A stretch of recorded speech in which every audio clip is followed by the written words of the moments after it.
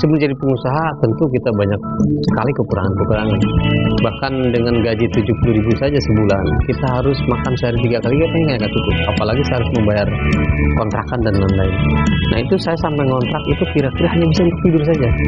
Kenapa? Saking sulitnya, yang penting saya bisa tidur gitu. Nah saat itulah saya bertahan hidupnya dengan apa? Karena kita tidak mungkin mengandalkan gaji. Karena saat itu kita bukan siapa-siapa. Mau minta gaji berapa? Keahlian kita belum seberapa. Apa yang kita lakukan? Kembangkan diri sendiri. Yaitu mengembangkan dengan cara apa? Kita belajar berjualan. Sampai kita jualan wudhu, jualan bakwan. Bahkan saya juga sering mencuci mobil bos-bos kita. Harapannya apa? Biar dapat makan 3 kali sehari. Dan bekerja saya tidak membatasi diri. Bekerjalah melebihi kemampuan saya. Jadi artinya saya berhenti bekerja pada saat memang capek. Dan setelah istirahat selesai cukup, saya bekerja lagi. Itu rumusnya. Dulu saya karyawan boneka juga. Cuman kerja 5 tahun, akhirnya saya korban PHK. Dulu saya di bagiannya sebenarnya tidak ada berhubungan dengan keahlian yang lain, karena bagian gudang. Cuman karena saat itu saya senang sekali membantu setiap departemen, karena pekerjaan saya kan sangat ringan di gudang ini. Daripada nganggur gitu, saya kadang ngebantuin finishing, gantiin sewing, apalah, sampai nyetir juga saya kadang bantuin. Nah dari sananya setelah saya di PHK, rupanya itu menjadi sesuatu yang berkah. Setelah di PHK malah saya punya keahlian di bidang itu.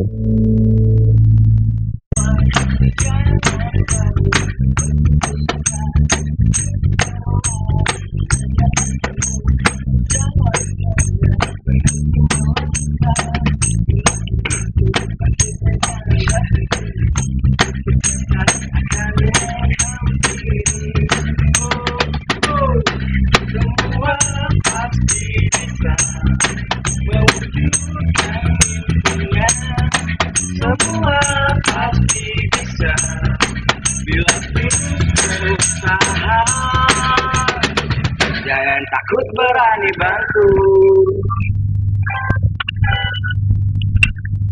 Buntel, lagi ngapain lo?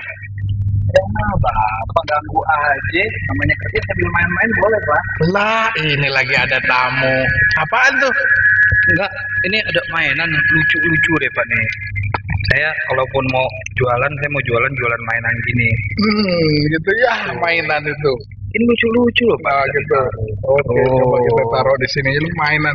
Ini tamu saya hari ini adalah pengusaha boneka, mainan anak-anak.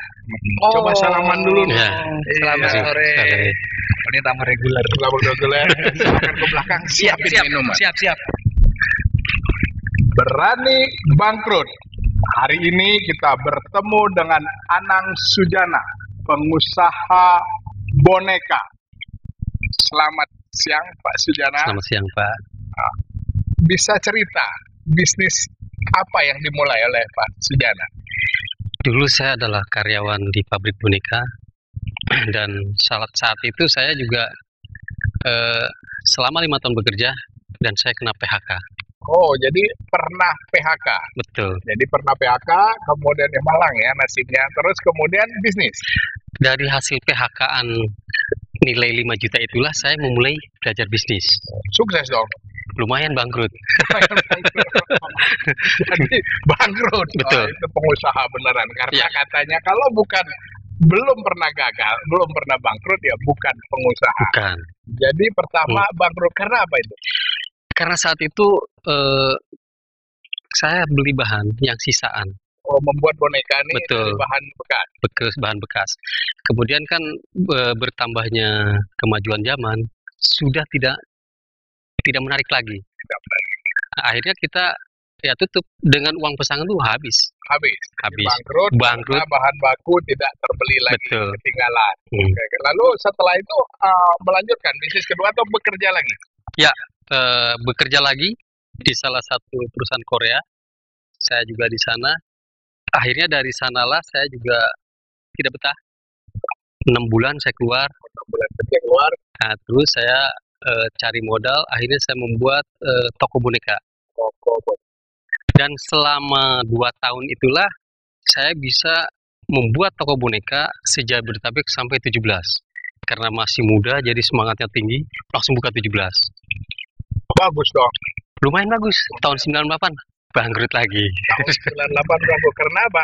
Karena krisis moneter. Krisis ya, tahun 98 krisis Betul. moneter ya, ekonomi gonjang-ganjing, bahan baku jadi ini, daya beli turun ya. Betul. Dan ini sangat menyedihkan karena karena kita sudah banyak yang kita dapat dari situ selain properti dan beberapa kendaraan itu harus habis semua dan Bagus. Habis itu. habis semua tinggal sisa 500.000 saat itu luar biasa. Luar biasa. Betul, bangkrutnya luar biasa. Luar biasa. Mungkin mumpung masih bicara bangkrut, Ya. pernah lagi bangkrut apa yang Setelah memulai dari sana itu dalam beberapa tahun kemudian saya bangun lagi dan lumayan dapat lebih dari itu berkali-kali lipat.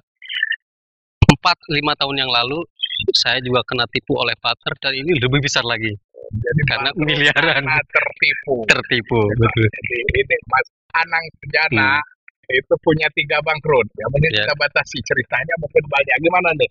Ini Pak dosen ini Pak Arif Bowo, dosen Universitas Mercu Buana. Oke. Ya kita lihat tinjauannya. Ya, satu hal yang menarik dari perjalanan suksesnya ya Pak Anang, bahwa di awal ya Pak Anang memulai usahanya berangkat dari pengalamannya dia bekerja di perusahaan boneka. Di sini kita bisa belajar bahwa ketika kita bekerja, maka jangan pernah hanya menerima gaji akhir bulan saja, tapi harus ada yang kita pelajari, peningkatan kemampuan kita selama kita bekerja, Dapat keahlian. mendapat Betul. keahlian. Seperti itu. Benar.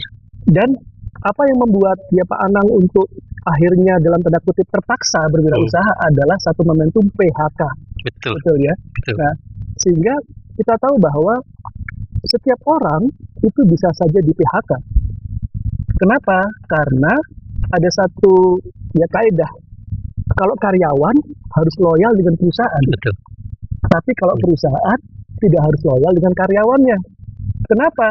Karena apabila perusahaan sudah tidak punya kemampuan lagi untuk membayar gaji karyawannya, mau nggak mau harus di PHK kan? Betul. Salah satu pilihan. Atau yang kedua adalah perusahaan punya alternatif karyawan lain yang memiliki kualifikasi yang memenuhi tuntutan persaingan perusahaan saat itu.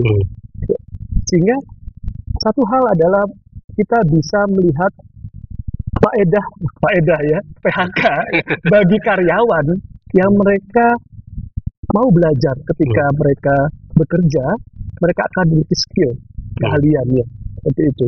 Nah, dari pengalaman bangkrut ini ya kita bicara tentang bangkrut. Apa yang garis benang merah yang bisa ditarik? Pengalaman apa bangkrut dan kemudian kita ingin ya tetap survive. Mulus.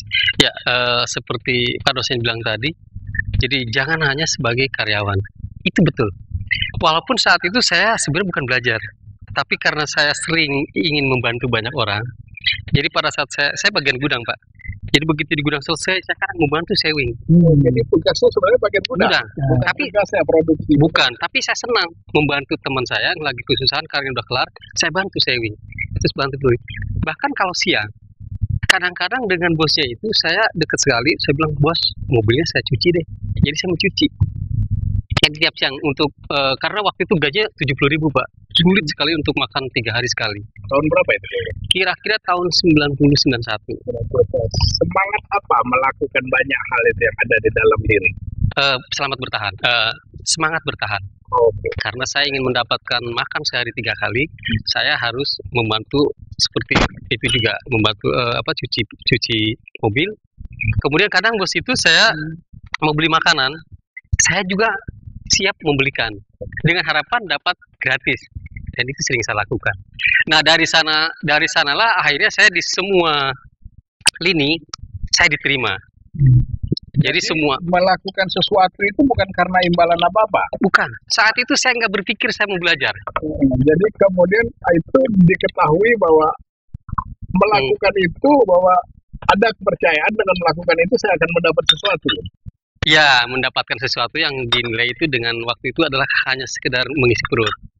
Padahal pada saat itu akhirnya saya dipercaya untuk membantu sewing, membantu finishing, terus membantu bagian lain. Jadi Komplit. mengetahui banyak hal. Jadi mengetahui banyak hal tanpa saya sengaja sebenarnya. Tanpa sengaja. Betul. Minum dulu. Sudah disediain. Oke. Minum dulu. Oke. Sambil nunggu bapak-bapak para pakar ini break sejenak, jangan kemana-mana. Berani bangkrut? Siapa takut?